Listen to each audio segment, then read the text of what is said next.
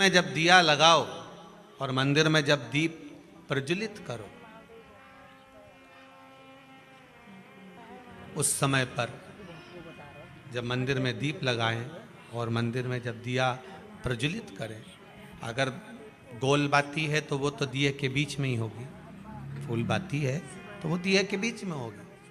और मान लो अगर लंबी बाती लेकर गए हो, लंबी बाती को लेकर पहुँचे हो, तो अगर दीप लगा रहे हो, कामना रखकर लगा रहे हो कि मेरी ये कामना है, तो वो दीप का, बाती का मुख अपनी ओर रखना, पर कोई कामना नहीं। हम भगवान को केवल इसलिए रिझा रहे हैं कि मेरा भोलेनाथ मेरा भंडार भरे और मेरे घर में सुख समृद्धि दे। तो दीप की बाती का मुख भगवान की ओर होना चाहिए कि हमने तेरे भरोसे पर छोड़ दिया। अब हम किसी से नहीं पूछेंगे कि हमें क्या करना है, ये दीप की जो बाती का मुख है वो आपकी ओर है। अर्थात मेरा जो जीवन है, मेरा जो संपूर्ण परिवार है, मेरा जो कुटुंब है, मेरा जो कबीला है, मैं जिस घर में निवास करती हूँ, मैं जिस घर में रहता हूँ, उस घर का संपूर्ण कारभार सब तुम्हारे भरोसे पर है। तो बाती का मुख कहाँ हो गया? भगवान की ओर हो गया।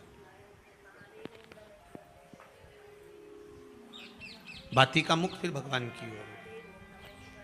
पर ज़्यादातर लोग दिया जो लगाते हैं ना, वो अपनी ओर बाती करके ही लगाते हैं। मतलब इनकी कामना चलती ही रहती है 24 घंटे।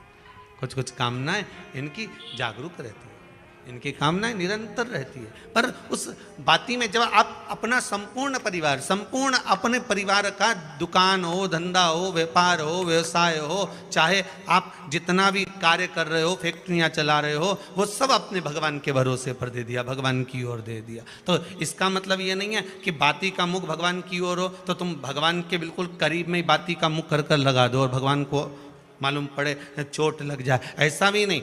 जब भी दिया लगता है, आप बहुत ध्यान देना महाराज, अगर भगवान जिस स्थान पर बैठे हुए हैं, अगर दिया हमको रखना है, भगवान जहाँ विराजमान है, दीप जब भी रखा जाता है भगवान के सामने, तो अपन जहाँ विराजमान है उससे भगवान और अपने बीच में कम से कम 2 बीता की दूरी तो होना ही चाहिए, जिससे भगवान को भी चोट ना लगे, भगवान को भी घात ना लगे।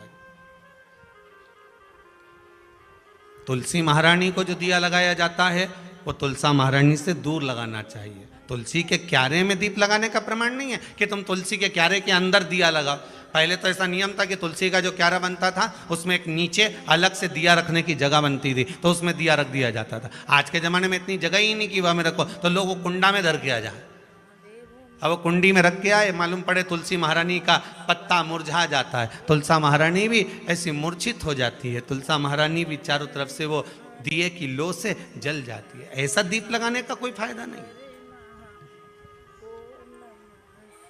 ऐसे दीप की कोई महत्वता नहीं है। किसी को कष्ट देकर, किसी को परेशान कर कर, देवता हो चाहे आप हो, आप किसी को कष्ट देकर, किसी को परेशान कर कर अगर भजन कर रहे हो तो उसका कोई सुख नहीं है हमारा, उसका कोई आनंद नहीं है। किसी को भी कष्ट देकर अगर आपने भजन भी किया, यज्ञ भी करा, दान भी करा, पुण्य भी करा, सत्कर्म भी करा, भजन भी करा, उसका कोई तत्व नहीं। शाम को 4 बजे से लेकर 7 बजे के बीच में शंकर और पार्वती के भ्रमण का समय रहता है। मेरे देवाधिदेव महादेव और माता पार्वती के भ्रमण का समय, भगवान शंकर पार्वती घूमने को निकले। इसलिए हमारा सनातन धर्म कहता है शाम के समय पर माताओं को झाड़ू नहीं लगाना चाहिए, शाम के समय पर माताओं को चूड़ी बिछिया नहीं बदलना चाहिए, शाम के समय पर माताओं को मांग में सिंदूरा नहीं भरना चाहिए, शाम के समय पर माताओं को बाल नहीं बांधना चाहिए, शाम के समय पर माताओं को चौखट पर नहीं बैठना चाहिए। उसका कारण क्या है? क्योंकि पार्वती जी ने भगवान भोलेनाथ जी से कहा था कि तुम मुझे रोज शाम के समय प्रदोष काल में भ्रमण के लिए लेकर जाते हो, मेरे लिए आज्ञा क्या है? शंकर भगवान ने कहा सुनो पार्वती, मंदिर के अंदर नंदी रहता है, जाने वाला यात्री जब मंदिर में मेरा दर्शन करने आता है तो नंदी के कानों में कहकर जाता है कि शिव जी को मेरे यहाँ लेकर आना। मैं नंदी के अनुसार उनके घर जाता हूँ, मेरा काम है उनका कल्याण करना और तेरा काम है उनके घर की नारी को अखंड सौभाग्यवती का वर प्रदान करना, ये तेरा काम।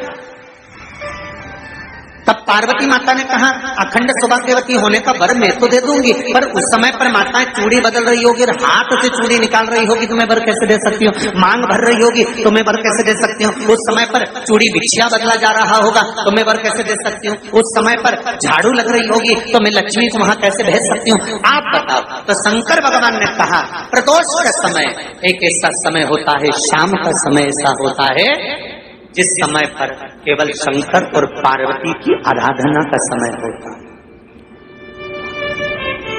हम तो कई लोगों से कहते हैं अगर आपके यहाँ संपदा नहीं आ रही है, बहुत मेहनत कर रहे हो, फल नहीं मिल रहा, कहीं नौकरी, कहीं सर्विस या कहीं व्यापार या व्यवसाय में कहीं तकलीफ आ रही है, हम सबसे कहते हैं शाम का समय पकड़ लो, शंकर जी के मंदिर में दिया लगाना प्रारंभ करो।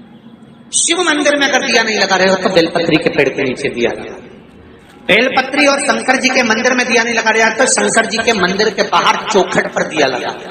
इतना भी नहीं कर सकते तो अपने घर के बाहर अपने द्वार पर दिया लगा दो, पर शंकर जी के नाम का श्री शिवाय नमस्तुभ्यम बोलकर शंकर भगवान को याद कर कर अपनी कामना कर कर बाबा का स्मरण कर कर पंचाक्षर मंत्र नमः शिवाय, षडाक्षर मंत्र ओम नमः शिवाय, द्वादशाक्षर मंत्र ओम नमो भगवते वासुदेवाय, जो मंत्र तुमको याद है उसका स्मरण कर कर लक्ष्मी हो चाहे नारायण हो चाहे राम हो चाहे कृष्ण हो, स्मरण कर कर शाम के समय बाहर दिया लगा दो, दरवाजे के पास लगा दो। वो सुनेगा जरूर, आएगा तो उसका वेलकम जरूर होगा और वो कुछ देकर जरूर जाएगा। नियम तो बनाओ, उसकी चौखट पर जाकर कहना होता है।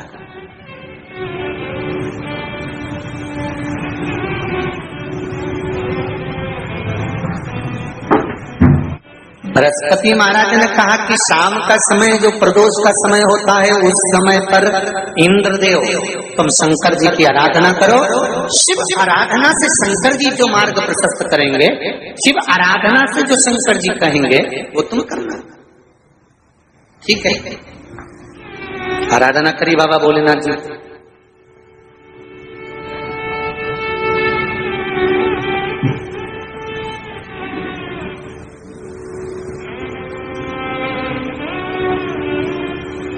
मालूम नहीं था इंद्रदेव को। बृहस्पति महाराज ने प्रदोष की महत्वता समझाई तो प्रदोष का समय जानकर शंकर जी पर 7 बेलपत्र प्रदोष के दिन इंद्र ने समर्पित कर दी बिना सोचे। कितनी बेलपत्र? 7।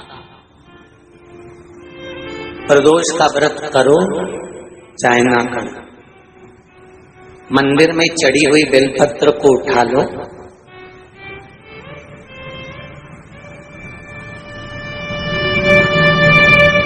बेलपत्र का ब्रह्म कमल बना लो,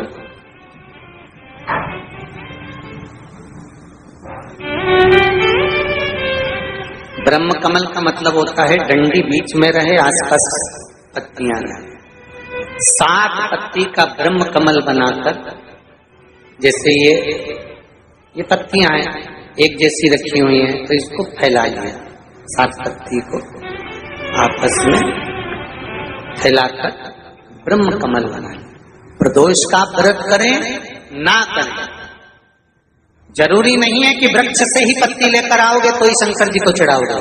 शिव जी पे से चढ़ी हुई उठाकर धोकर ब्रह्म कमल बनाकर बाबा से विनय कर कर, हे प्रभु आज मैं इस काम के लिए जा रहा हूं, बाबा मेरा यह कार्य है, बोलकर श्री शिवाय नमस्तुभ्यम बोलकर शिवलिंग पर समर्पित कर दो। दिन भर के प्रदोष व्रत का फल बाबा एक बेलपत्री समर्पित करने पर ही प्रदान कर देता है। शिव प्रदोष व्रत कर रहे हो उससे बढ़कर कोई प्रसन्नता नहीं, पर नहीं कर रहे तो प्रदोष के दिन या 12 महीने शिवरात्रि आती है। श्री शिवाय नमस्तुभम, हर हर महादेव। कैसे हैं आप सभी लोग? आशा करती हूँ आप सभी बहुत अच्छे होंगे। देखिए, जो भी मेरे चैनल पर पहली भाई बहन पहली बार आए हैं वह मेरे चैनल को सब्सक्राइब कर लें। मेरी वीडियो कैसी लगती है कमेंट में हर हर महादेव लिखना ना भूलें। देखिए आज का उपाय बहुत ही अच्छा उपाय बताया है। प्रदोष काल में अगर आप एक दीप अपने दरवाजे पर लगाते हैं तो धन का आपके यहाँ भंडार भर जाएगा, लक्ष्मी का आगमन होगा।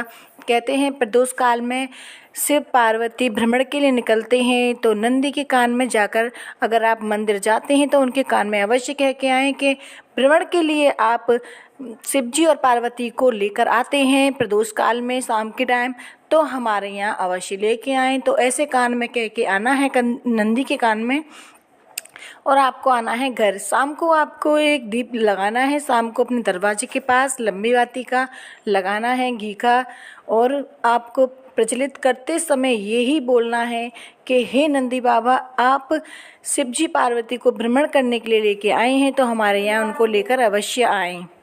पृथ्वी पर प्रदोष काल में शिवरात्रि में एकादशी पर शिव पार्वती पृथ्वी पर भ्रमण के लिए आते हैं, तो इसलिए आपको दरवाजे पर एक घी का दीपक अवश्य ही लगाना चाहिए।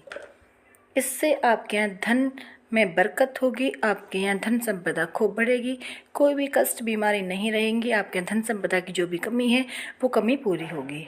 जिस व्यक्ति के यहाँ धन की बहुत कमी है, कष्ट बहुत ज़्यादा है, विपदा आ पड़ी है, समझ नहीं आ रहा है क्या करें, तो प्रदीप मिश्रा जी ने शिव पुराण में बता दिया है कि अगर आपके यहाँ ये सब परेशानियां हैं तो आप एक उपाय अवश्य कर लें। प्रदोष काल में एक दीपक अवश्य लगाएं।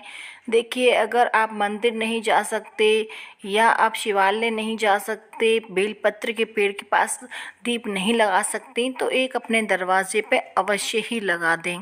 देखिए वैसे बहुत ही शुभ उपाय बताया गया है कि बेलपत्र का पेड़ अगर आपको कहीं मिल जाए तो उस पर एक दीप प्रदोष काल में आप शाम के टाइम ज़रूर लगा कर आएँ। इससे आपके यहाँ जो भी धन की कमी है वो पूरी हो जाएगी, जो भी आपके यहाँ कष्ट है वो समाप्त हो जाएगा, आपकी जो भी मनोकामनाएं वो पूर्ण अवश्य ही हो जाएंगी। प्रदीप मिश्रा जी ने अपनी कथा में ये भी बताया है, उनका ही उपाय सुनकर मैं आपको बताने का प्रयास कर रही हूँ। जो भी व्यक्ति प्रदोष काल में शाम के टाइम मंदिर जाकर एक दीप लगाए, जो भी अपनी कामना है, कामना को जानकर आपको रखकर अगर दीप लगानी है तो वो लंबी बाती का दीप अब लगाते वक्त उसका मुख अपनी तरफ कर कर ही लगाएं। अगर कोई कामना नहीं है, वैसे ही आप शिव जी को रिझा रहे हैं, आपके यहाँ धन संपदा हमेशा रहे, आपके यहाँ सुख शांति बनी रहे, तो आप उस दीप का मुख शिव जी की तरफ कर दें। अगर आपकी कोई कामना है तो उस दीप का मुख अपनी तरफ लगाएं, लंबी